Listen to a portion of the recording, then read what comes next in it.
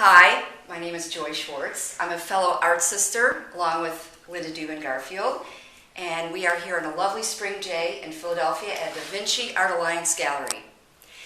And I'm going to talk today about the appeal of color. Now, when people look at my paintings, many times, in fact, most often, the comment that I get is, you use great color. This is one of my paintings over here, which we'll talk about in a minute. The other comment that I get is, your paintings are so calming. And after that, you use great color. And when I describe how I paint, I say I'm a colorist and I have impressionist-like paintings. So I work in oil and I work in watercolor. So I started to think, what is the appeal of color anyway? Why does everybody love it so much? So that's what I want to talk about today. These are just my feelings as an artist about why color appeals to people so much. So in order to answer a question, and people who know me really well know I like to go back in history. So let's look back at how people used to paint and see where we've gotten to where we are right now. So we're going to go way back to the Renaissance times. I'm using my iPad as visuals today. Go to our wonderful Leonardo da Vinci. You all know this painting. So let's talk about how they painted back then, just very briefly. So in the Renaissance, it was really an awakening as far as culture and painting. And the artists started to become much more respected. And usually they had a patron that would pay for their paintings. Whether it was a wealthy person that wanted their portrait done, or the church. The church was basically the biggest patron, and of course we're talking about Western art right now.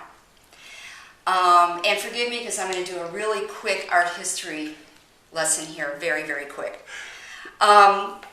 Anyway, there became a method to painting where you would start out with the darks and go all the way up to the lights. It took a really long time to do, and one thing is that the artists would show off. They would show off their technical expertise. So as we all know, Leonardo da Vinci was the man, right? And this is, of course, a wonderful painting, but look at the color. Now, if you look around this art gallery, you're going to see a big difference in how people are using color to what was done here. One of the things that we have to think about was back then, they didn't have as many colors available. They weren't able to go to Daniel Smith catalog and choose between 50 different blues. What people used mainly were blues, reds, a little bit of yellows, and the earth tones, which is what you see here. Okay? If you go to the Louvre and you look through those paintings that were done in Renaissance on, you're going to see that I'm right about the colors that they used. So let's talk a little bit about what they painted. As I said, they had wealthy patrons and the church, which was a patron. And they were told what to paint. They would have to paint, Mr. Nobleman, Mr. Bishop, and paint me in my best light. Or tell the story of something.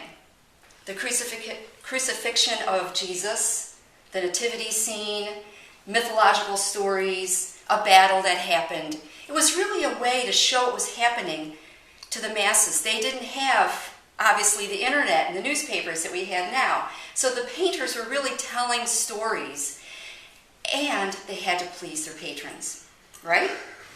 Okay, so let's go on to around the 1700s with the Americans. The Americans were starting to talk about liberty and creative expression and being able to have freedom of speech. So I read in one of my art history books that the French intellectuals during the early 1700s on were in admiration of the Americans and their idea of liberty. The writers, the musicians, the poets, the painters, they were attracted to the idea of being able to express themselves without anyone telling them what to do.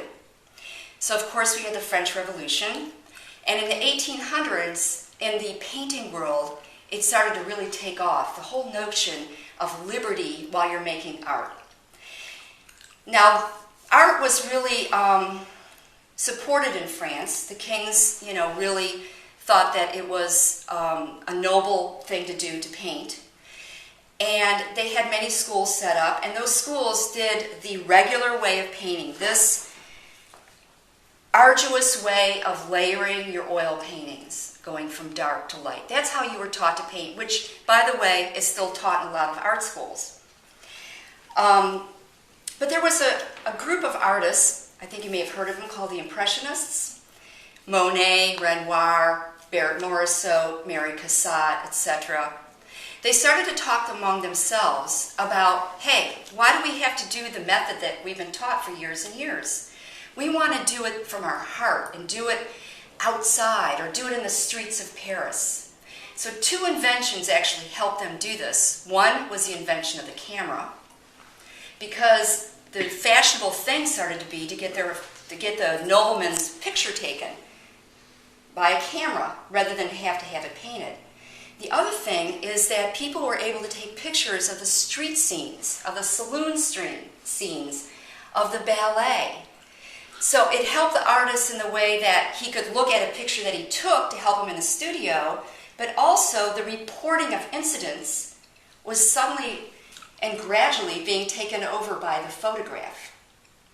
Instead of somebody saying to you, hey, I want you to make a big painting of this battle that happened. In fact, I was saying to my husband the other day, let's take the example of the unfortunate bombing that happened last week. And imagine it happening hundreds of years ago. How it would be told to the people what happened. Word of mouth. People tell each other. But there may have been somebody who wanted it to be told in a painting. So they would say to them, this is what I want you to paint, this is what happened, this was the major character, and that artist, through the patron, would portray that on the canvas. There wasn't all kinds of photographs like we have now, and it was just a different way of disseminating information. So anyway, the camera was something that was really a game changer as far as art. The second thing, which is interesting, was somebody invented aluminum tubes. They were actually able to put oil paint inside of tubes, which enabled the people to go out and paint. Before that, everyone painted in their studio because that's what you had to do. So Monet, to give an example, builds his own garden, goes outside, and he starts to study the light. And color and light are married. In order for you to see color, you have to have light. And any artist knows that light changes from morning till night, and during the seasons. So let's show you a picture of one of Monet's scenes. Now, this is quite different than Mona Lisa as far as the colors are concerned. Now, I am quite sure that if you would have gone out and stood next to Monet and looked at this scene, you would not have seen all these colors, right? He added colors, he embellished it, he made it what he felt was going on in that scene at that time of the day. So, from a colorist perspective and an artist, I personally feel that adding color to a painting actually is part of liberty. It's part of freedom of expression. It went from having a patron tell you what you were supposed to be painting and paying you to do it, to now you had the liberty to pick whatever painting colors that you wanted in the painting and express it from within, which is a really big change. And I feel the Impressionists really brought that kind of revolution along. Then after the Impressionist movement, and really during it, there was a small movement called the Fauvist movement, which is where people were painting things outside in nature and people, colors that made no sense. For instance, a tree trunk pink and that kind of thing. They were called Fauvists, and Fauvism means wild beasts in French. One of the people that was a Fauvist was Matisse. And people who paint today that become colorists, probably everybody you'll ask, they'll say he's one of their favorite artists. So he was really one of the original colorists. And let me just show you one of his paintings. Now, I am quite sure that when this woman came in, she did not look like this when he was painting her. But this was from him. So it became a painting. It became a work of art. Not saying that Mona Lisa wasn't, because it certainly is. There was a quote that I heard from that Matisse said, if I can tell it over, somebody came up to him and was looking at his painting, and he said, "Monsieur Matisse, the arm on that lady is too long." And he said, "Madame, this is a painting, not a lady."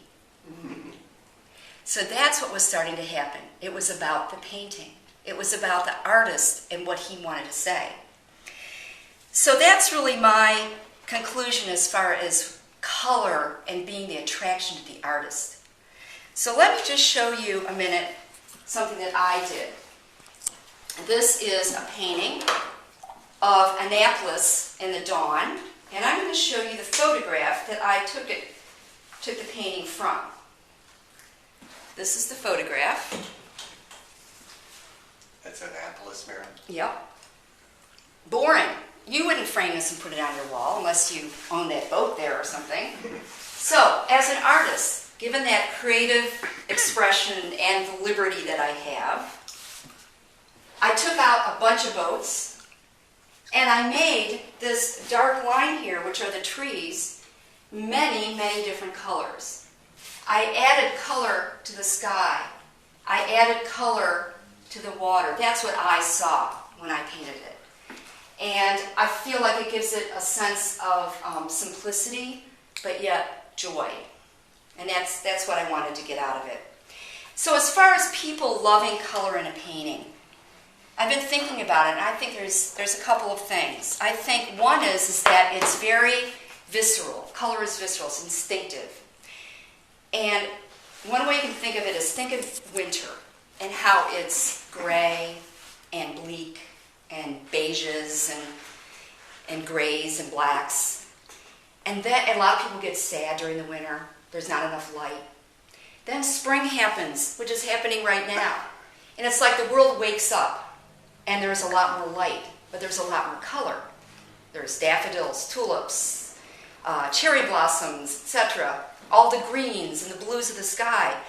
And there's this intuitive, instinctual, I feel, feeling of reawakening and joyfulness with that color coming out, which is associated with the light. So I think that's one of the visceral responses people get with color. The other thing is I think people feel that using a lot of color is brave.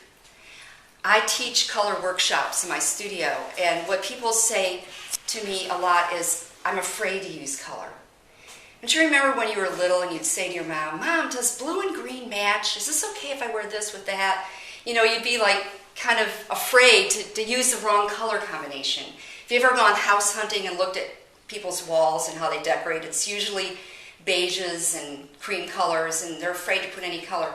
Well, my living room and dining room is hot pink, so that's just kind of where I'm coming from. It takes a certain amount of courage to use a lot of color. So I think there's an admiration of that as the viewer.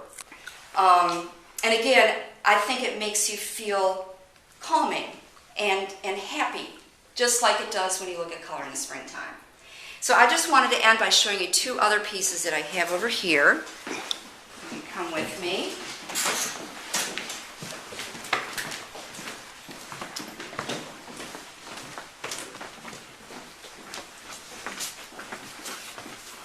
So I'm working much more in really trying to courageously use color. So this is my watercolor, and this is actually an oil that I did on clay board with a palette knife. And neither of these I looked at anything. I love the ocean, so this I wanted to put the colors and the good feelings that I have about the warmth of the ocean in this. And it's really only about the paint and the color here. This, I felt like I wanted to have it a little bit surreal and make you really look. And this is called A Ribbon Runs Through It, because if you look at it closely, it had this black and white polka dot ribbon that is going through the painting. And there's kind of like different dimensions here, and there's, you know, birds going into the flowers and butterflies and a cat. So it makes you kind of weave in and out, and I wanted to change the mood of the painting throughout it using the vibrant color that I have. So that's basically it. Anybody have any questions? Okay, well, thank you very much.